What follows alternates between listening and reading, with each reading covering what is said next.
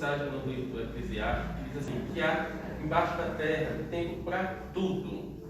Então nós temos um tempo que precisamos fazer nossas atividades online, porque era necessário. E hoje o tempo nos permite voltar para a atividade presencial, levando em consideração as regras sanitárias. Então, assim, todo mundo com a sua máscarazinha no rosto, tá?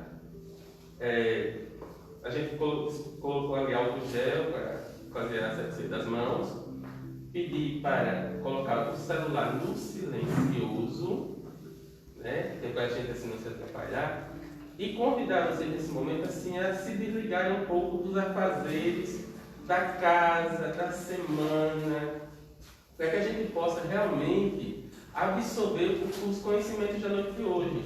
Que o nosso irmão ele vai ser amparado pela espiritualidade e ele vai nos trazer uma mensagem que a espiritualidade tem para cada um. Então, assim, cada um vai receber, ele vai passar uma mensagem, mas cada um vai receber aquilo que lhe compete, tá bom? Então, na noite de hoje, os nossos trabalhadores vão ser, deixa eu só ver aqui para não me atrapalhar. Eu sei que é o Antônio e o Léo, agora quem é quem, a gente vai ver agora.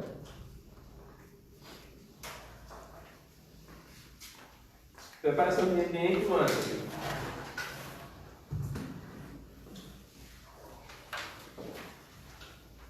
Boa noite. Boa noite. Boa noite. Hoje vamos este verso. Para os que permanecem na carne, a morte significa o fim do corpo denso. Para os que vivem na esfera espiritual, representa o reinício da experiência. De qualquer modo, porém, o término cheio de dor ou a recapitulação repleta de dificuldades constituem o salário do erro.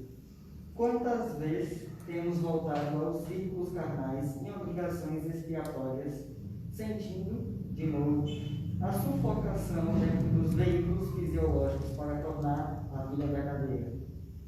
Muitos aprendizes estimam as longas repetições, entretanto, pelo que temos aprendido, somos obrigados a considerar que vale mais um dia bem vivido com o Senhor que 100 anos de rebeldia em nossas criações interiores.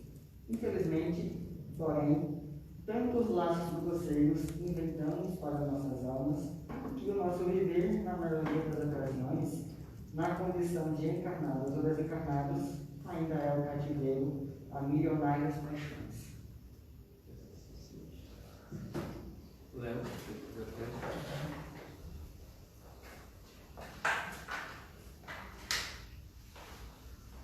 Então, aqueles que se sentirem à vontade de fechar os olhos, podem fechar. E vamos elevar o nosso pensamento do Senhor Jesus e pedir a Ele que nos abençoe. Abençoa, Senhor, cada um dos que estão aqui, encarnados e desencarnados. Abençoa, Senhor, a todas as famílias que nesse momento de reinício de uma nova fase presencial, que possamos espalhar a Tua palavra, a Tua boa nova. Abençoa, Senhor, nosso irmão Fernando, que vai proferir o nosso Evangelho da noite, para que cada palavra possa nos tocar intimamente, que elas possam nos transformar, que elas possam nos acalentar, que elas possam dar o consolo que o nosso coração procura, hoje e sempre. E nós vamos ter Fernando para a gente trazer umas reflexões. E eu já vou lançar uma reflexão para vocês, e Fernando vai espalhar. Vocês já pararam para pensar que vocês estão na família que vocês necessitam estar? Eita, dor de cabeça. É, né? E aí a gente vem daquela. Aí a gente pensa, eu estou nessa família. Que família? Né? Que família? E será que eu não sou o peso da família? Aquele que vem reequilibrar ou buscar equilíbrio? Tem então, gente, assim, tem gente que diz, Cris, eu não pedi para nascer. Pedimos, Já pediu.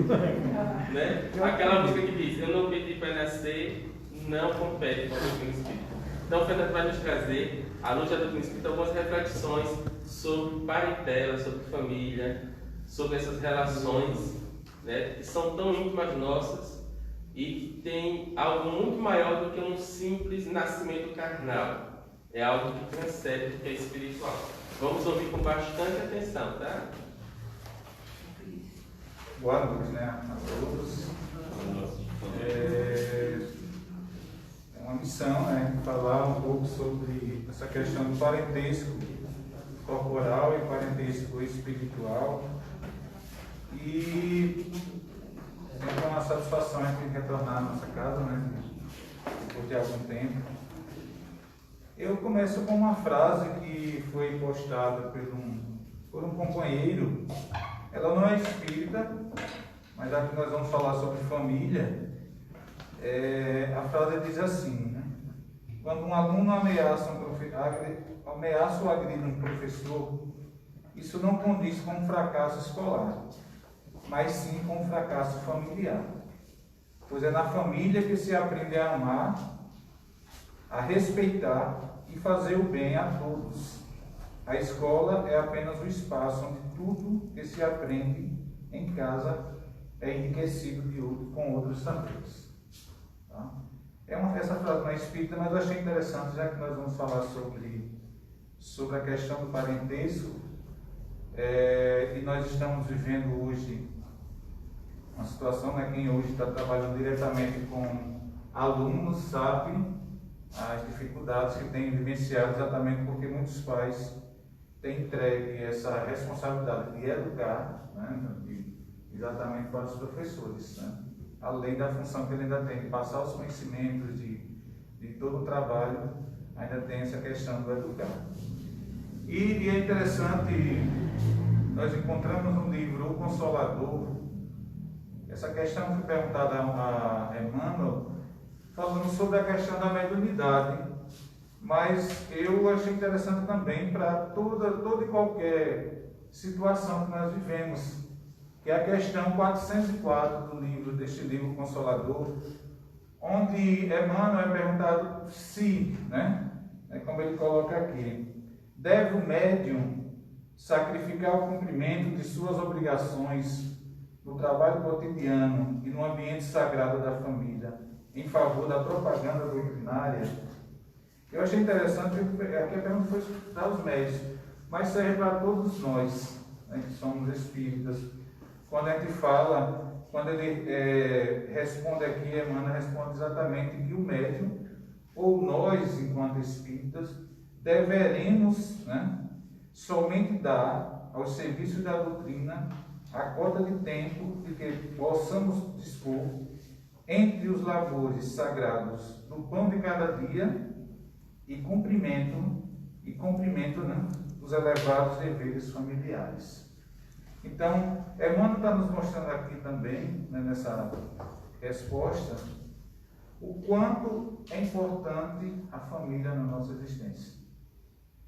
Muitas vezes nós, às vezes nos engajamos em alguma religião e nós esquecemos um pouco da nossa família, achando às vezes que nós estamos fazendo uma grande caridade, e realmente a gente deve buscar ajudar o próximo, mas muitas vezes esquecendo exatamente o que Emmanuel nos traz essa reflexão, ou seja, o tempo que eu tenho disponível, né, além daquele decorrência dos meus labores, em relação ao trabalho, em relação à família, é exatamente esse o tempo que a espiritualidade espera de nós. Ela não está esperando mais do que isso.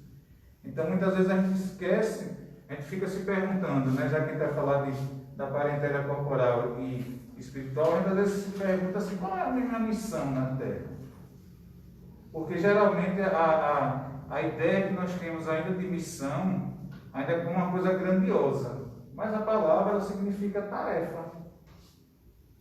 Tarefa. Qualquer tarefa que eu tenha na minha existência é uma missão. Então, quando nós somos criados e quando nós somos organizados dentro de uma família, cada um de nós, filhos e pais, tem uma missão. Tá? Hoje, né, alguém pode perguntar, você está pensando de repente numa montagem de uma família tradicional, né? Porque hoje nós temos vários tipos de família.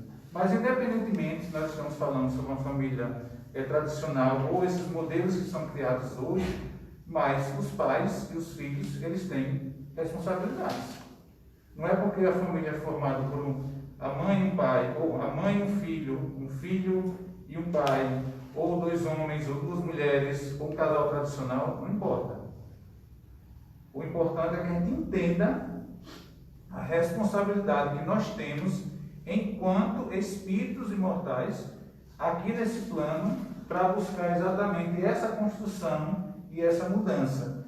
Então, no livro, essa questão do livro Consolador, tem uma outra também que nós buscamos, né, para a noite de hoje, que é quando é perguntado a Emmanuel, o Instituto da Família é organizado no plano espiritual antes de projetar-se na Terra, e aí ele é bem claro quanto a isso, né? O colégio familiar tem suas origens sagradas na esfera espiritual. Em seus laços reúnem-se todos aqueles que se comprometeram no além, a desenvolver na Terra uma tarefa construtiva de fraternidade real e definitiva. A resposta é maior, mas eu simplifiquei aqui só para a gente não se estender demais. Então, na verdade, todos nós, né, o que o Cris falou no início, perguntou, né, se nós estamos satisfeitos, né, se nós achamos que estamos na família correta, e na verdade, né, ninguém está na família errada. Tá? Se alguém está insatisfeito, né, nessa situação, então que mude. Né? Outro dia estava conversando até com a Fuga, tem aquela passagem de Bartolomeu, que também gosto muito também, que é quando Jesus fala de que se eu, enquanto cristão, já sei o que deve ser feito, então sou eu que devo tomar a decisão de mudança. Então, se eu estou incomodado com a questão familiar, então a primeira pessoa que deve resolver, se eu já tenho essa compreensão dos ensinamentos de Jesus, sou eu que devo tomar a iniciativa. Não é esperar que o outro mude.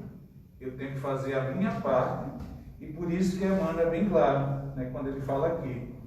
Nós nos reunimos no plano espiritual, traçamos um programa, né, é uma trajetória para a nossa existência, e nós voltamos dentro da família que nós precisamos, exatamente para viver aquilo ali. Então, as outras coisas que acontecem, né, que a gente vai falar um pouco aqui, que são 2 temas, que também é a questão da ingratidão do filho, vai mostrar exatamente o porquê de mortes, né, de questão do feminicídio, do parricídio, enfim. Isso aí a gente vai mostrando dentro da questão espiritual. Então, quando nós nos preparamos, quando nós achamos que está na nossa hora, então a espiritualidade ela vai reunir aquele grupo e vai conversar e vai traçar um planejamento, e a gente deve imaginar, quando se fala em planejamento reencarnatório, às vezes as pessoas agregam muito essa ideia de destino, né? Destino, ou seja, eu nasci dessa forma, eu vou morrer dessa forma, não é assim. Quando a espiritualidade fala em planejamento reencarnatório, quando Emmanuel coloca aqui sobre essa questão do nosso colégio familiar, tem suas origens sagradas na esfera espiritual, ele está falando em relação às questões materiais, às questões físicas. Ou seja, por mais moderno que nós sejamos hoje, nós precisamos de um pai e de uma mãe. Tá? Não tem como nascer de outra forma. Então você tem um pai e uma mãe, vai ter um sexo, mesmo que você decida depois outra coisa, isso não interessa, porque você sabe que vai nascer ou homem ou mulher, né, fisiologicamente falando. Você vai ter uma determinada família, você vai ter uma cor, né, e vai nascer numa cidade. Isso são coisas materiais no nosso planejamento. Todas as outras situações em decorrência da nossa existência relacionada a questões morais, isso depende do espírito. Não é dizer assim que fulano está determinado, está destinado a ciclano.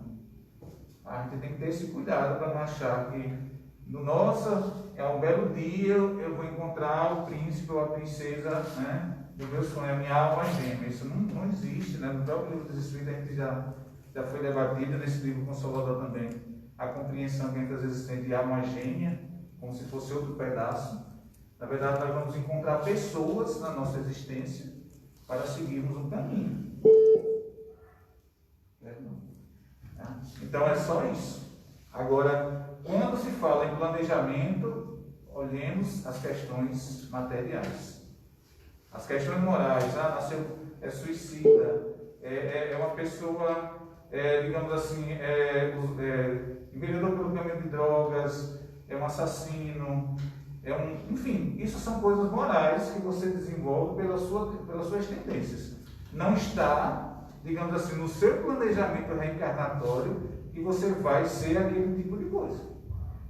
Tá? Então, a questão 203 mostra uma outra situação exatamente sobre isso.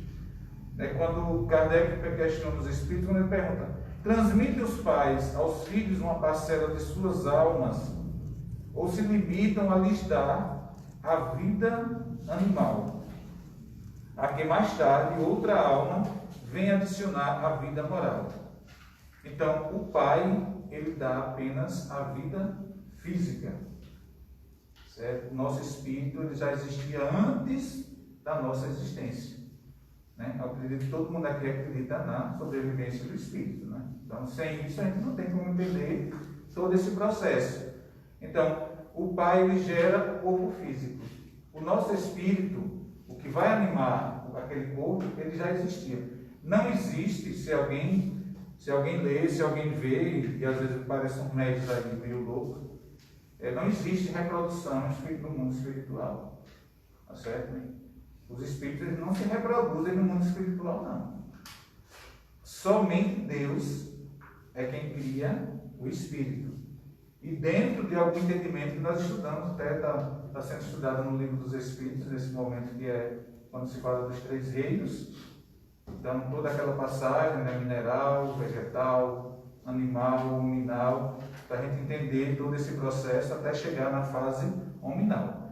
Mas o nosso espírito, ele foi gerado, ele foi criado por Deus, em determinado momento. Então, quando nós chegamos àquele estágio de poder ser homens, então é por isso que ele coloca aqui: o Pai dá o corpo físico e Deus nos dá o corpo espiritual.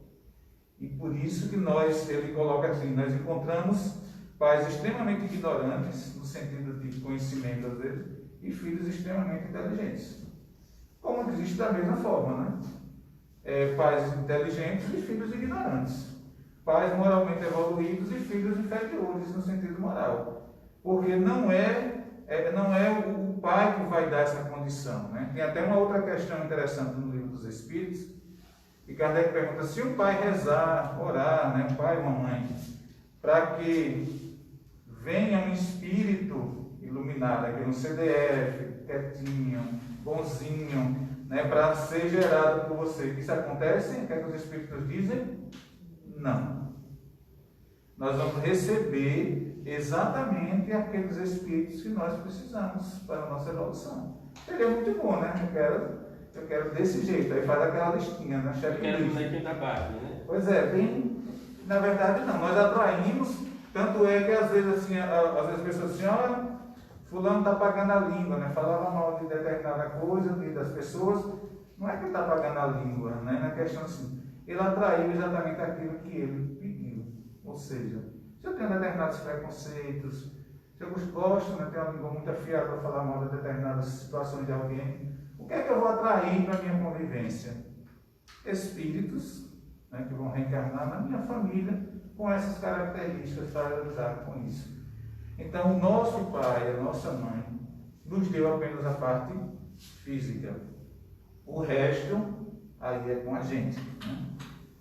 Então, no item, né,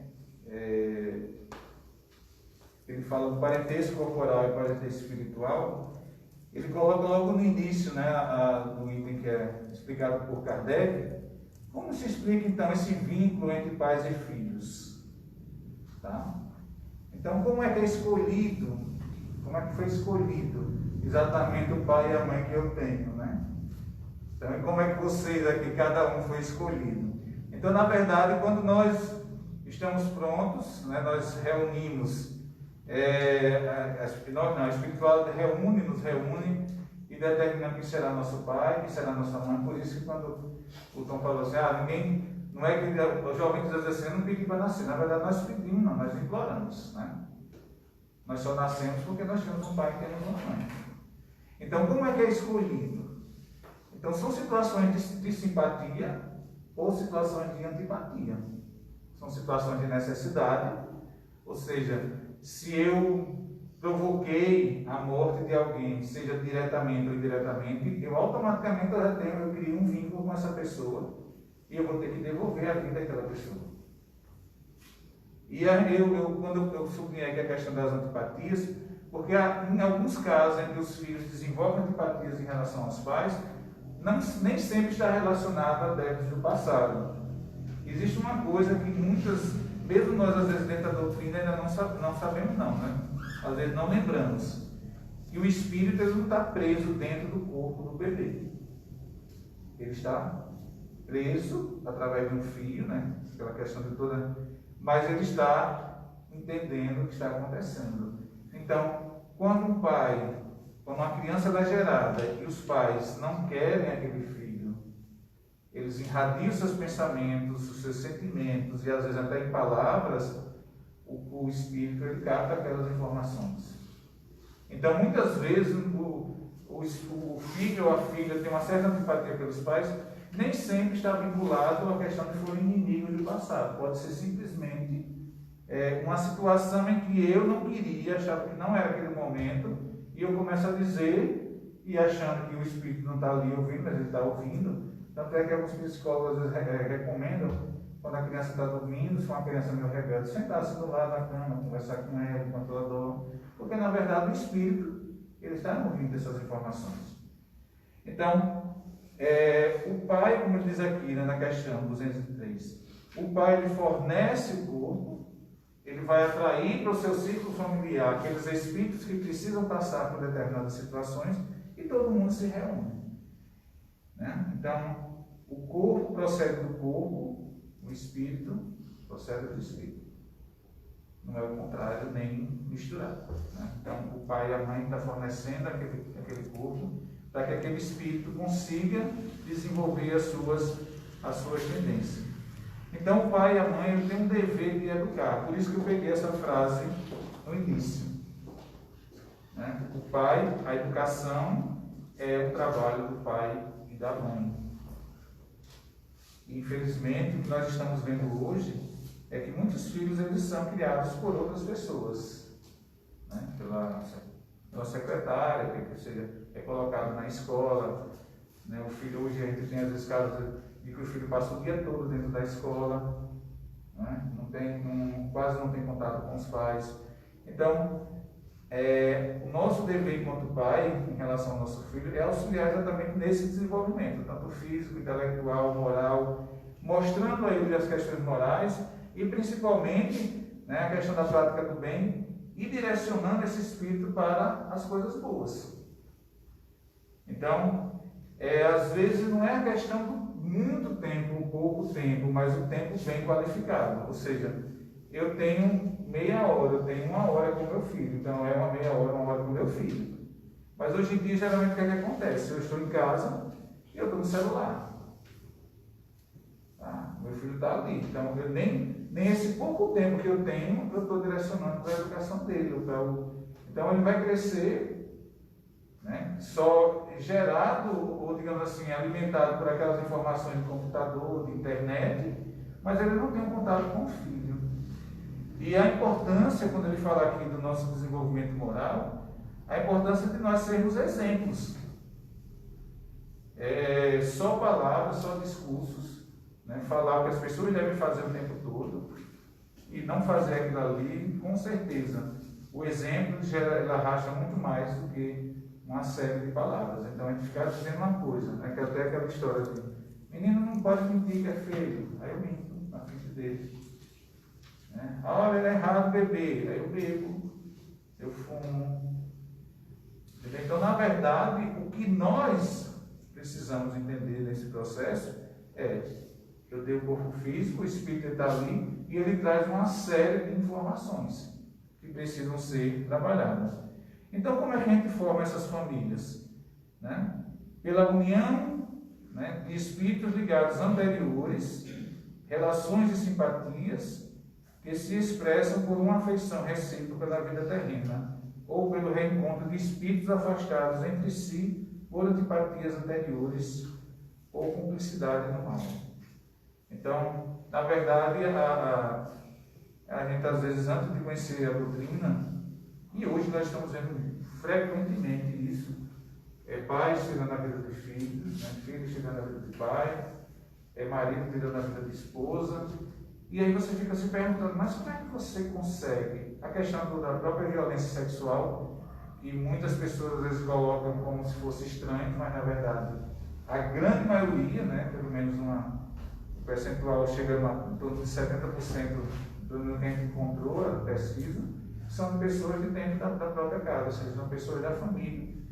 Então, como é que eu posso me sentir à vontade de praticar uma violência sexual com meu filho ou com minha filha?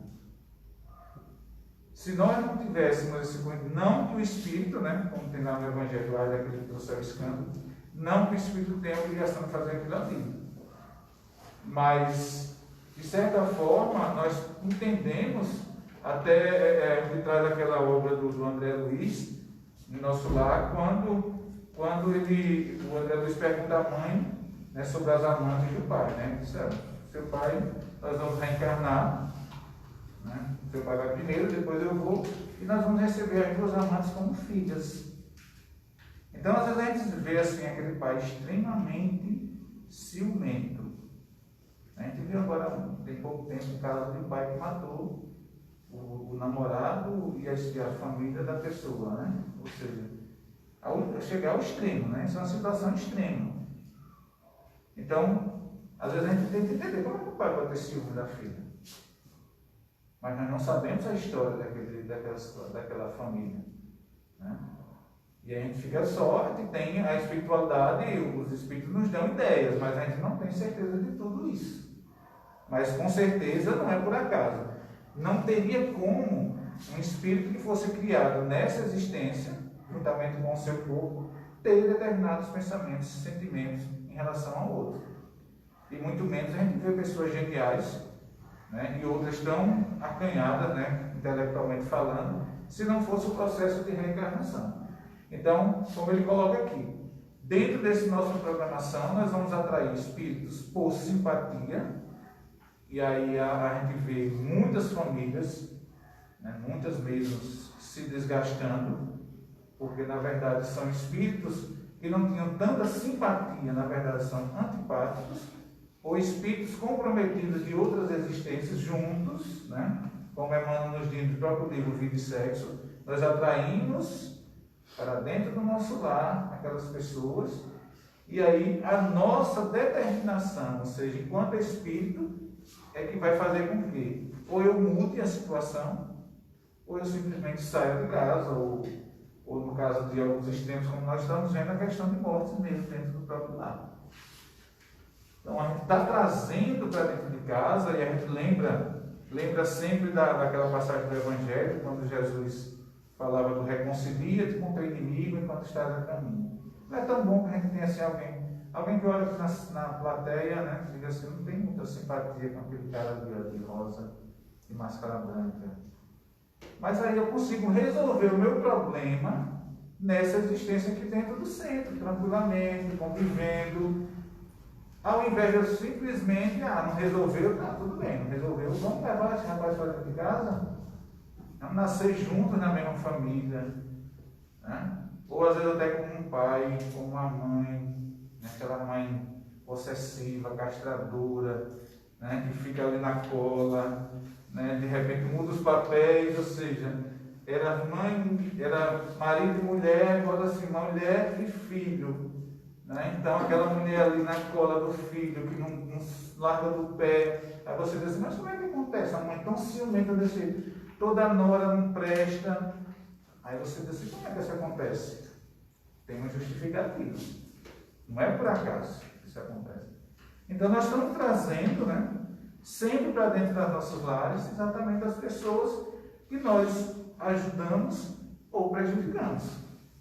Então, se eu tenho um filho, e um filho não, pode ser só um amigo, às vezes que eu desencaminho na vida com algumas questões erradas, eu vou trazer essa pessoa para dentro do meu lar com o meu filho, para que eu oriente no sentido moral.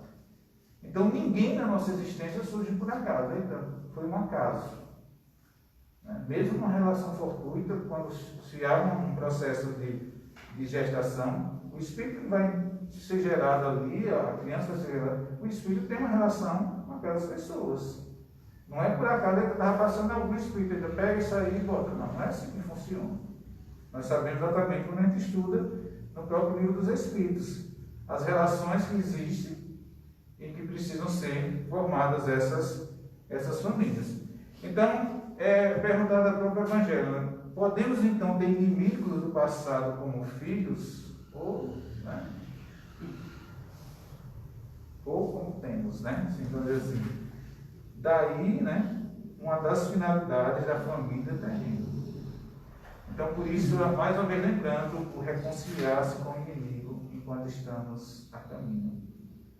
Se nós não conseguimos, né, buscar essa união enquanto nós estamos fora, eu falei do centro, mas digamos, no trabalho, a gente às vezes tem alguém que a gente não tem tanta simpatia, às vezes no nosso dia a dia, na rua, enfim. Nós precisamos entender definitivamente o processo que existe dentro da família, para que ele possa mudar, para que a gente possa mudar essa família, nós precisamos primeiramente mudar nós mesmos. Não é, como eu disse no início, ficar indicando o remédio para os outros. Principalmente nós que já temos tanto conhecimento do Evangelho, como conhecimento a mais, que é a doutrina espírita. Porque às vezes as pessoas dizem, eu só conheço o Evangelho. Mesmo com o Evangelho, nós já temos um grande conhecimento. E quando eu sei que, na verdade, nada existe por acaso, que não existe acaso, né? As pessoas gostam muito de usar essa palavra, acaso, fatalidade, destino.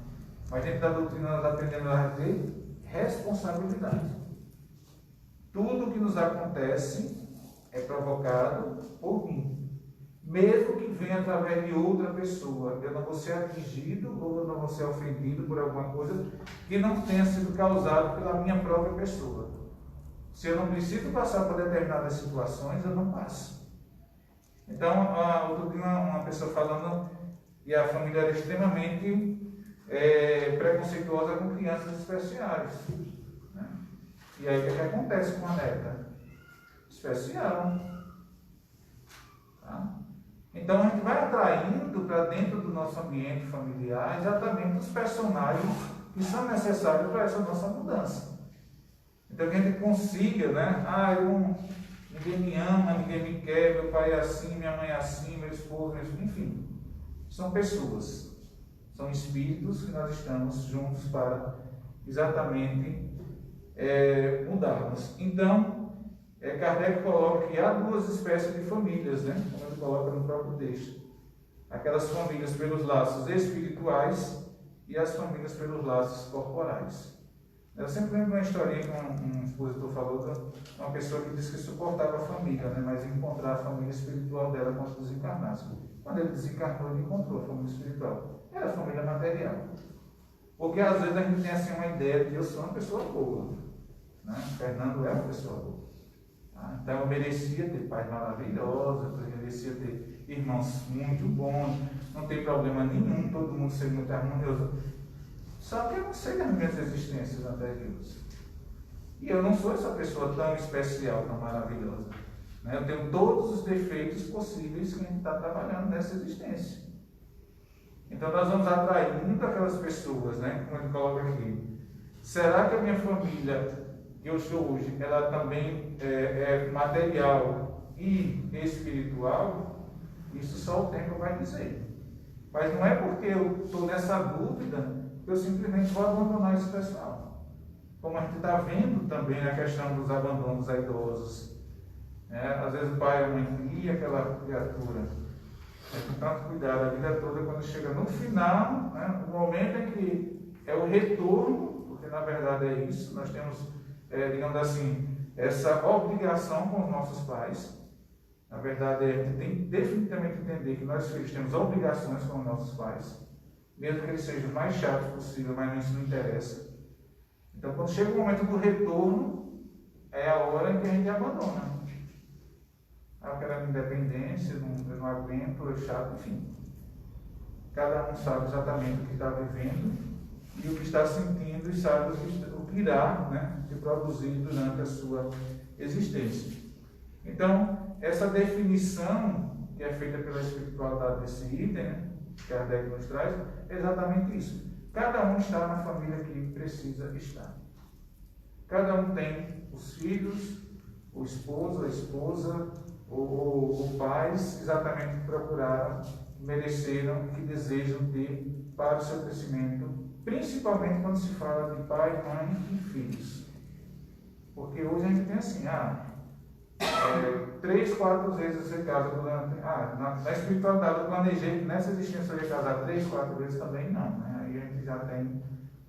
Mas aí se surgem outras pessoas, não é por acaso, e nem tampouco são pessoas estranhas que surgiram na minha existência. São pessoas que tinham algum vínculo, mas não necessariamente se eu me posicionasse em apenas uma relação durante a minha existência, não iriam surgir essas outras pessoas.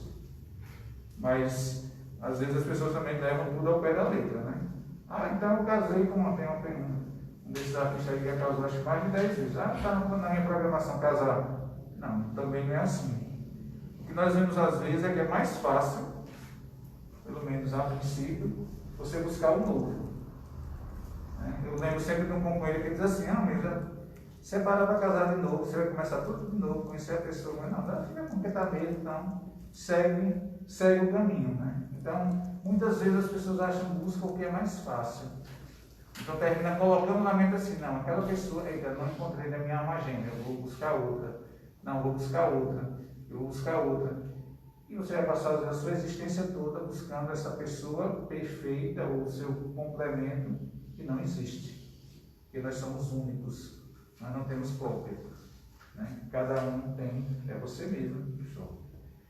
Então, esse primeiro item que ele fala exatamente do parentesco corporal, e no seguinte, que é um texto de Santo Agostinho, ele só traz outras situações que nós nos reparamos durante a nossa existência, e que eu sei que é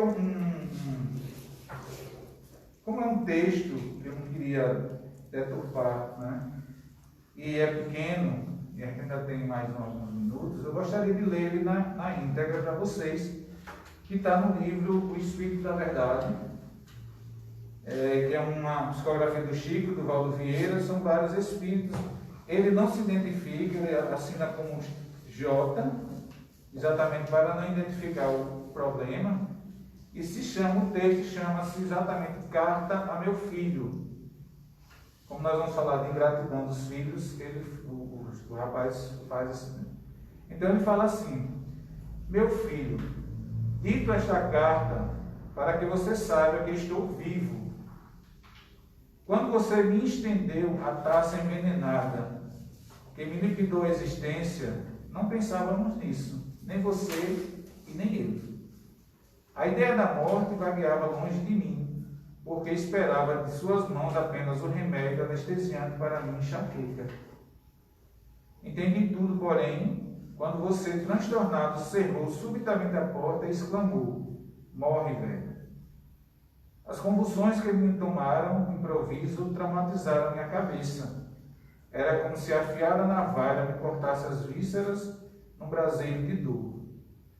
Pude ainda, no entanto, reunir minhas forças em suprema ansiedade e contemplar você diante de meus olhos. Suas palavras ressoavam nos meus ouvidos: morre, velho. Era tudo que você, alterado e irreconhecível, tinha agora a dizer. Entretanto, o amor em minha alma era o mesmo. Tornei a noite recuada quando afaguei pela primeira vez, né? Sua mãezinha dormia extenuada, pequenino e tenro, em encontro ao meu peito, senti em você, meu próprio coração, a vagir nos braços.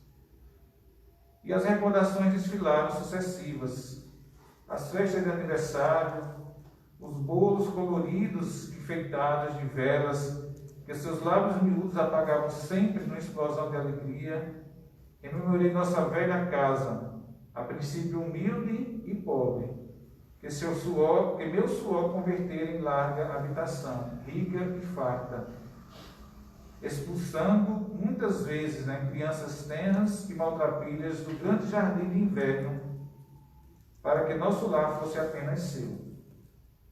Reencontrei-me, trabalhando qual suarento animal, para que as facilidades do mundo nos atendessem às ilusões e os caprichos. Em todos os quadros a se reavivarem na lembrança, era você o grande soberano de nosso pequeno mundo. O passado continuou a desdobrar-se dentro de mim. Realizei nossa luta para que os livros lhe modificassem a mente. De volta às antigas preocupações que me assaltavam, anotei-lhe de novo as extravagâncias contínuas, os aperitivos, os bailes, os prazeres, as companhias desaconselháveis, a rebeldia constante e o carro de luxo com que presenteei num momento infeliz. Filho do meu coração, tudo isso eu revi. Dera-lhe todo o dinheiro que conseguira juntar, mas você desejava o resto. Nas vásperas da morte, vi-o ainda, mãos ansiosas, arrebatando-me um chaveiro para surrupiar as últimas joias de sua mãe. Vi perfeitamente quando você empalmou o dinheiro que se mantinha fora de nossa conta bancária e porque não poderia odiá-lo por ele. Talvez com fervor e sinceridade pela primeira vez, rogando a Deus nos abençoasse e compreendendo tardiamente que a verdadeira felicidade de nossos filhos reside, antes de tudo, no trabalho e na educação com que eles venhamos a honrar a vida. Não dito esta carta para acusá-lo, nem de leve me passou pelo pensamento o propósito de anunciar-lhe o nome. Você continua sangue do meu sangue, coração de meu coração. Muitas vezes ouvi dizer que há filhos criminosos, mas entendo hoje que, na maioria das circunstâncias, há junto deles pais delinquentes por acreditarem muito mais na força do cofre que na riqueza do espírito, afogando-os desde cedo na sombra da preguiça e no vício da ingratidão. Não venho falar assim unicamente a você, porque seu erro é o meu erro igualmente. Falo também a outros pais, companheiros meus de esperança, para que se pecadem contra o demônio do ouro desnecessário. Porque todo ouro desnecessário, quando não busca o conselho da caridade, é tentação à loucura. Há quem diga que somente as mães sabem amar, e realmente, o regaço materno é uma bênção do paraíso. Entretanto, meu filho, os pais também amam, e por amar imensamente a você, dirijo-lhe a presente mensagem, afirmando-lhe estar em prece para que a nossa falta encontre socorro e tolerância nos tribunais da divina justiça, aos quais rogo me concedam algum dia a felicidade de tê-lo novamente ao meu lado, o retrato vivo de meu carinho. Então nós dois juntos, de passo acertado no trabalho e no bem, aprenderemos, enfim, como servir no mundo, servindo a Deus. Tá? Eu achei um texto muito bom, para o que Santo Agostinho nos diz na parte final desse capítulo 14, que é exatamente a ingratidão dos filhos, laços de família. Eu sei que existe, a causa com certeza da ingratidão é o egoísmo. Não, por mais que às vezes os pais não se apresentem para a gente como nós gostaríamos, mas eu lembro sempre de uma palestra do Haroldo, que ele falava assim, mesmo que nossos pais não tivessem dado nada, mas já nos deu as vidas, nós já temos um grande débito para com eles. Porque nós só estamos aqui hoje porque eles nos permitiram. Senão, nós não estaríamos aqui. Então, muitas vezes é muito mais fácil eu acusar meu filho de ingratidão, não aceitando os meus erros. E quando a gente vê, quando eu coloquei aquela frase logo no início, né, falando sobre a questão da educação, eu lembro exatamente disso, que às vezes a gente, para não ter aquele filho no nosso pé, pedindo, né, chamando a nossa atenção, querendo brincar, querendo o tempo todo ter a nossa atenção, às vezes nós damos as coisas materiais. E alguns comportamentos na escola, às vezes a gente não vê como maldade, a gente vê como uma criança, crianças egoístas que não dividem os seus brinquedos, né? Crianças que gostam de maltratar os seus colegas, machucar os seus colegas, a gente acha que é normal porque é uma criança, e na verdade não é. E toda uma série de situações, como ele mesmo coloca aqui, ele tinha um jardim enorme, mas ele não permitia que seu filho brincasse com outras crianças, porque o jardim era só para ele. Então essa criança ela foi criada, né, para quê?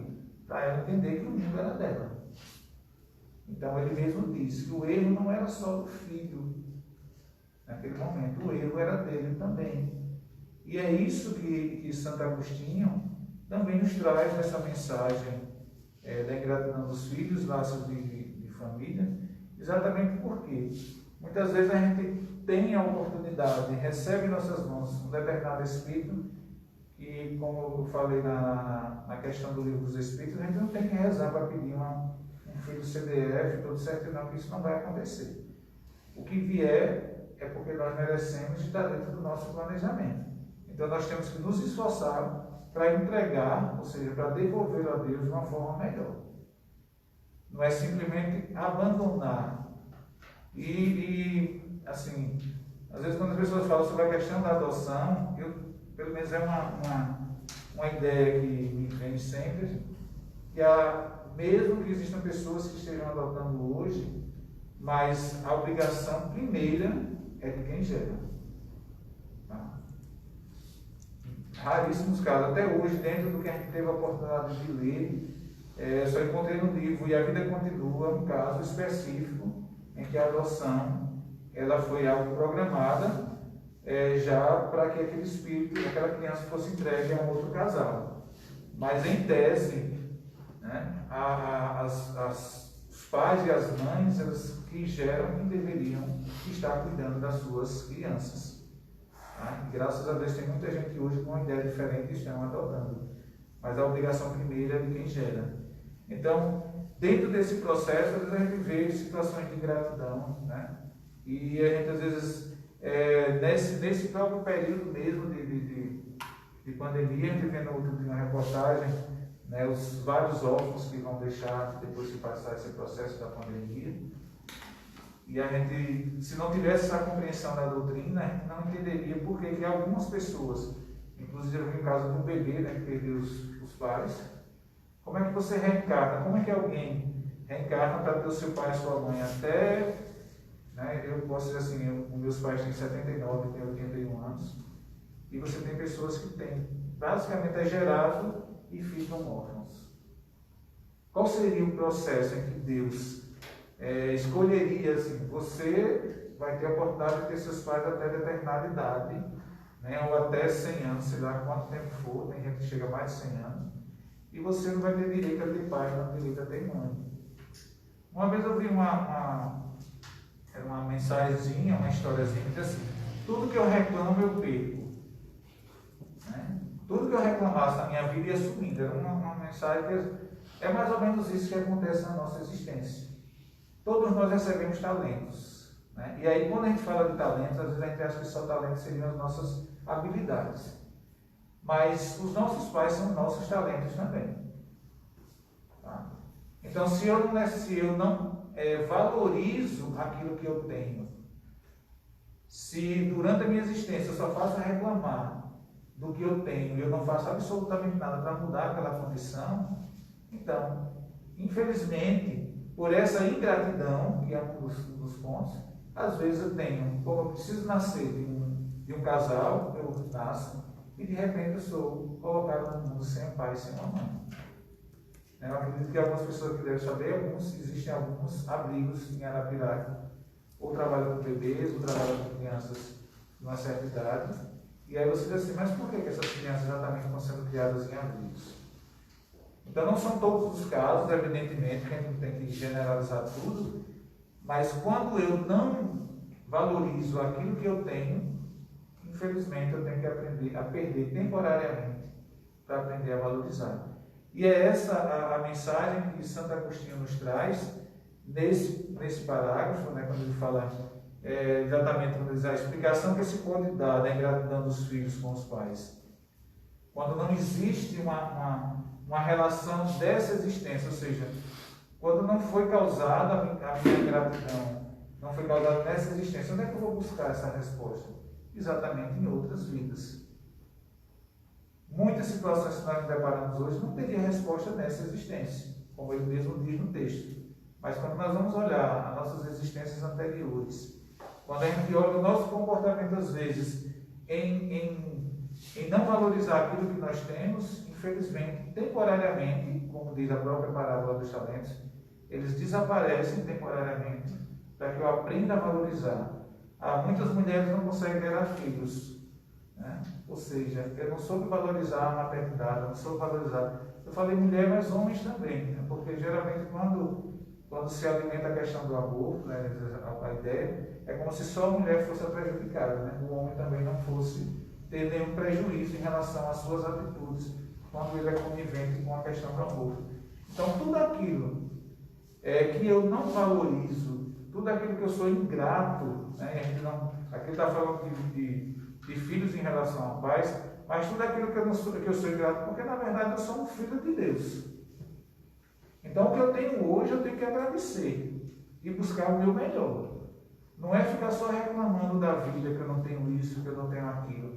Veja o discurso desse pai, quando ele fala exatamente que ele não sabia o quanto o ouro, né, como eu coloco aqui, o ouro desnecessário. Eu não estou falando aqui nenhuma apologia à pobreza, não, que a gente não vai dar o que a gente pode aos nossos filhos, não é isso. Né, que a gente entenda, se a gente pode dar uma melhor educação, um melhor posicionamento, às vezes, intelectual, uma condição financeira melhor, isso não é impedimento para ninguém. Eu estou falando que a gente aprender a ensiná-los a valorizar aquilo que... Eu lembro de um outro expositor, que ele é psicólogo, que fala assim: o problema dos pais hoje é dizer assim, meu filho não vai passar pelo que eu passei. Né? Que é o Rossandro, ele fala muito sobre isso. Como se nós chegássemos a uma determinada condição melhor hoje. Tá, eu não vou deixar meu filho... Eu passei fome, eu não vou deixar meu filho passar fome, evidentemente. Mas eu não vou proporcionar a ele situações em que ele não sabe o valor daquilo que ele está conquistando. E é isso que a gente tem visto muito, e é o que essa mensagem do livro, o Evangelho, o Espírito de Verdade, nos diz através desse Espírito. Nós valorizamos muito o material, nós não valorizamos a atenção, os sentimentos, o trabalho. Nós estamos vivendo hoje muitos adolescentes não trabalham, não estudam, não gostam, né, mas querem ter toda uma vida de luxo.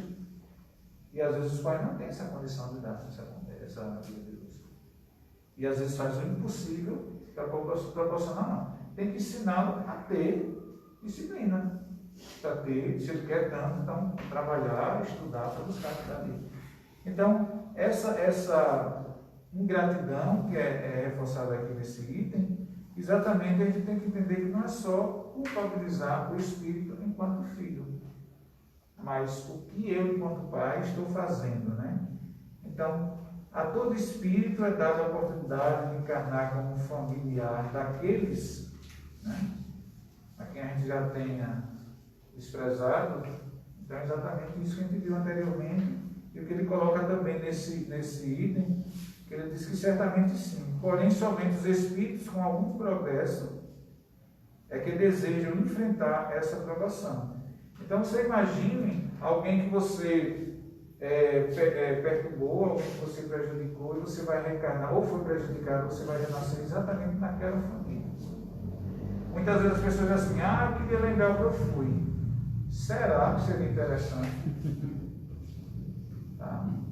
Porque se eu lembrar o que eu fui, a outra pessoa que convive comigo também vai lembrar o que ela foi.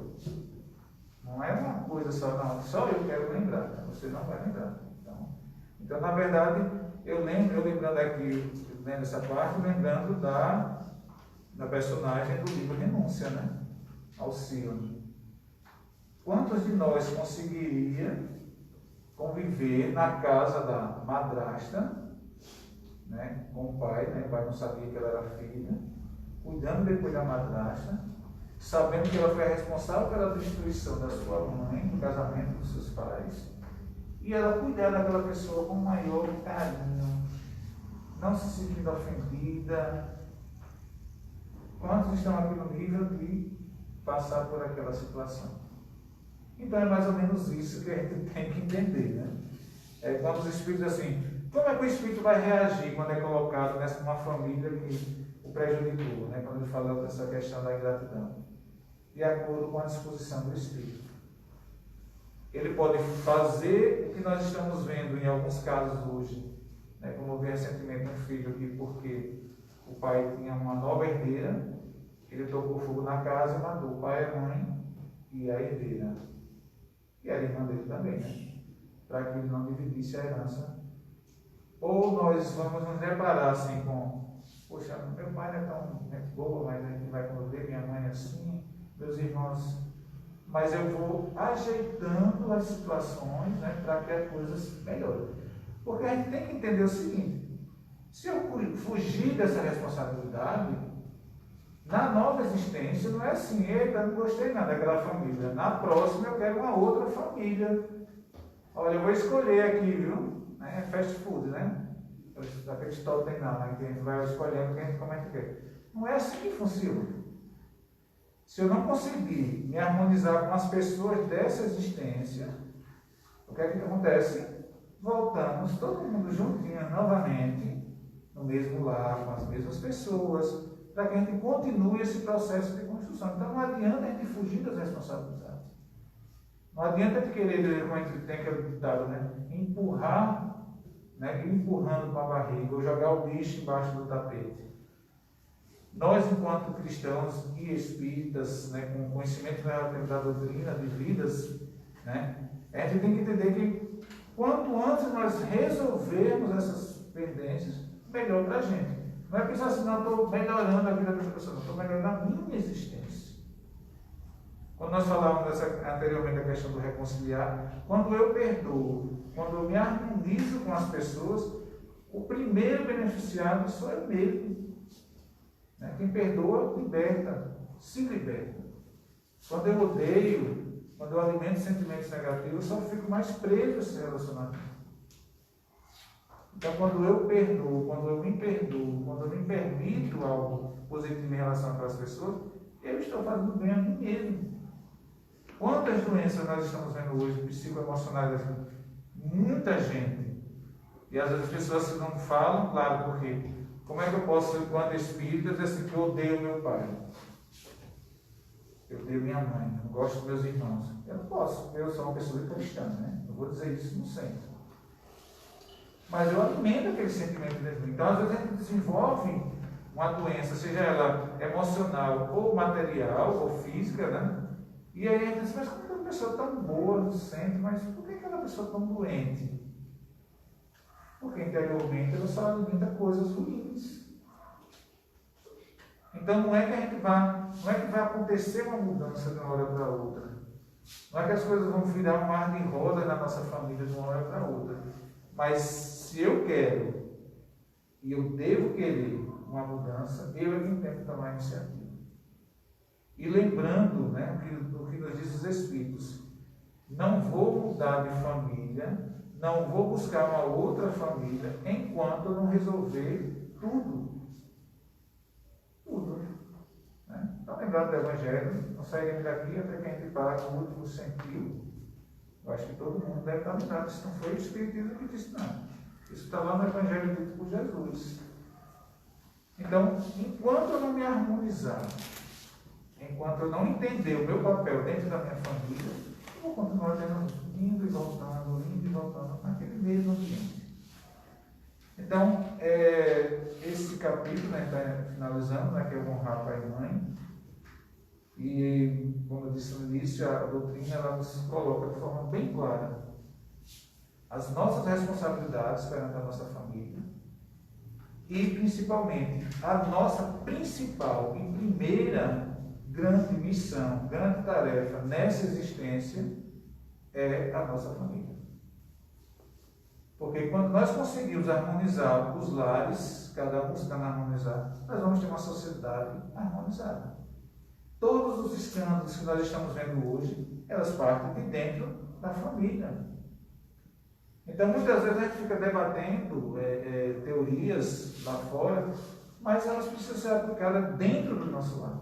E existe uma teoria? Não. Existe um roteiro que tem que ser levado em conta na nossa existência, que é o Evangelho. A auto-evangelização. Né? Amar os inimigos, eu sei que não é fácil, mas amar os inimigos, perdão das ofensas, reconciliar-se com os adversários, orar por aqueles que te perturbam. Então, essa é a forma de a gente conseguir evoluir. E essa é a forma que nós vamos conseguir melhorar as nossas famílias. Enquanto isso não acontecer, não imagine um mundo de regeneração sem essa transformação, partindo dos pequenos núcleos, que são as nossas famílias, para os grandes núcleos, que é o mundo. Então, às vezes a gente espera uma mudança. Eita, eu vou acordar e vou dar um mundo de regeneração. Aí você acorda, né, quem é casado, tem uma esposa, o esposo do lado, né, se suportando, às vezes, como diz, ou aquele filho problemático, ou aquela filha problemática, e aí diz, meu Deus, quando é que eu vou chegar nesse mundo de regeneração? Quando você conseguir harmonizar primeiramente esse ambiente. Porque regeneração não é uma coisa material, às vezes, é algo que eu tenho que sentir onde eu estiver. Às vezes as pessoas ficam imaginando esse mundo de regeneração. O mundo de regeneração ele pode já estar acontecendo em mim, se eu estiver fazendo realmente a minha auto-evangelização, a minha mudança interior. Agora, se eu continuo pensando e agindo do mesmo jeito do mundo primitivo, aí eu não vou conseguir enxergar esse mundo de regeneração. Então, muitas vezes a gente está se alimentando sempre de coisas ruins e não buscando essa mudança. Então, o parentesco corporal, o parentesco espiritual, ele é bem claro. O espiritual é sentimentos, objetivos. Né? A fuga pode não ser minha irmã, materialmente, mas se nós temos objetivos, nós temos ideais parecidos, ela é minha irmã espiritual. E a gente ainda não entendeu, né? E continua ainda vendo, valorizando muito a questão do sangue. Né? Meu irmão consanguíneo é minha irmã. Então era isso, meus irmãos, a gente tem para dizer na noite de hoje. Coloquemos em nossas existências esse núcleo, primeiramente, se nós conseguirmos ajudar esse núcleo, nós vamos ter dado um passo muito grande no nosso processo evolutivo. Não fiquemos imaginando grandes missões se ainda não conseguimos nem harmonizar essa pequena situação dentro da nossa vida. Uma boa noite a todos e até agora. Nós queremos agradecer o Fernando que nos trouxe uma aula, né? Uma aula, assim, até essa passagem, Fernando, que você nos trouxe do livro O Espírito da Verdade, depois, se você puder colocar no grupo do GEAL, like para você, viu? Porque, assim, eu não conhecia, né? Mas ela traz reflexões muito